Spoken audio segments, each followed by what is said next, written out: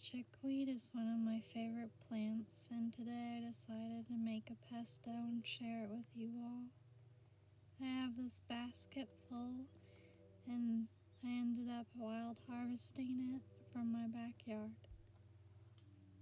I'm gonna take it to the sink now in a colander, and I washed my hands before this, but you end up just wanting to toss this around and mix it up a bit in your hands.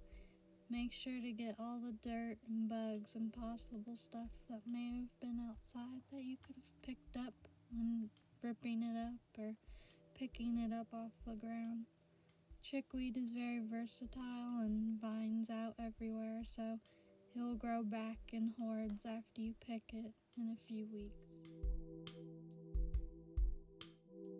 Now we're gonna add our ingredients together. I have olive oil, tomatoes, cashews, and a little bit of salt, pepper, and garlic salt.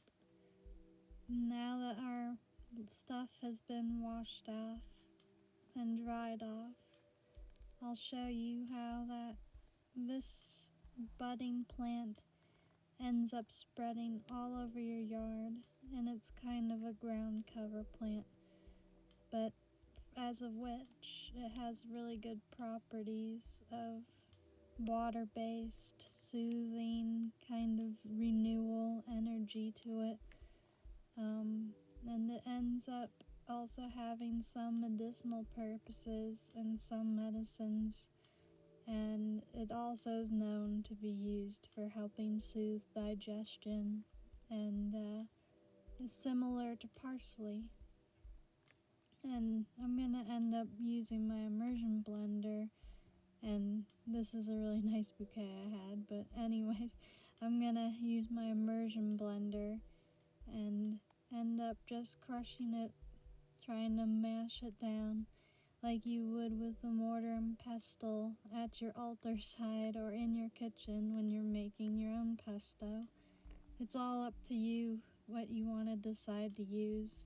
I just use this because I think it can go a bit quicker and easier for me, and I'm used to it.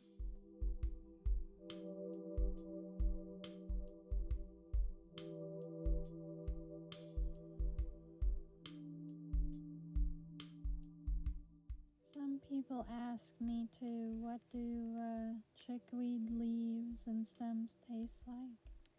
And it's kind of just a mix of like a lettuce taste.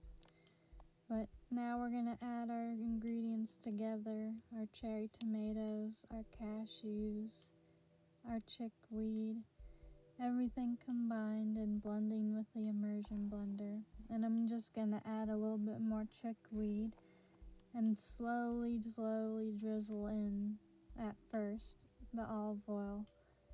And as we slowly drizzle it in, we'll slowly incorporate it into our pesto. That way it's emulsified. And if you don't know what emulsification is, it's just when oils and fat are kind of mixed together into a sauce and combined. As you can see now, it's emulsified. It has more of a creamy, oily texture rather than just a layer of oil on top. There you can see I'm going to add some extra ingredients to finish up our pesto, Parmesan cheese, and our lemon juice, and just half of a lemon I'll squeeze in, and just a little bit. No, don't worry, I'll pick up that seed.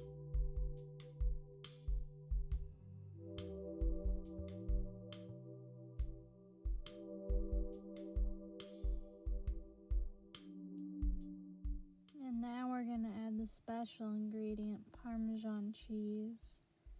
And I really just like to use actual Parmesan cheese, nice shredded up, little grinded shreds. And then I'll slowly but surely just mix this in and incorporate this in. And what I like to use is a spatula or a wooden spoon or a plastic spoon, one that you would use with your saucepan. As you can see, I used a plastic spoon to kind of just mix this in and get all the Parmesan cheese settled and all spread out.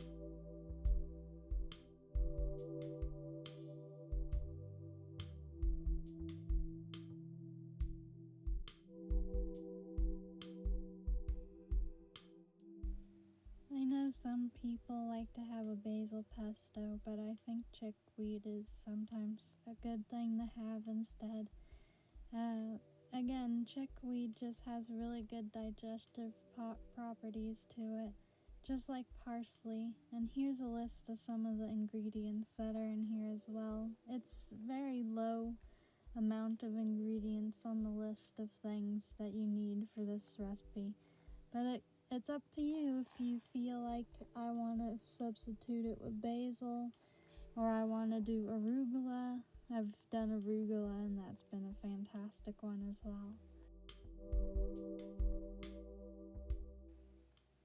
So now that I have everything mixed in and incorporated, I'm going to put it into my jar. That way I can keep it nice and cooled down in the fridge and preserved.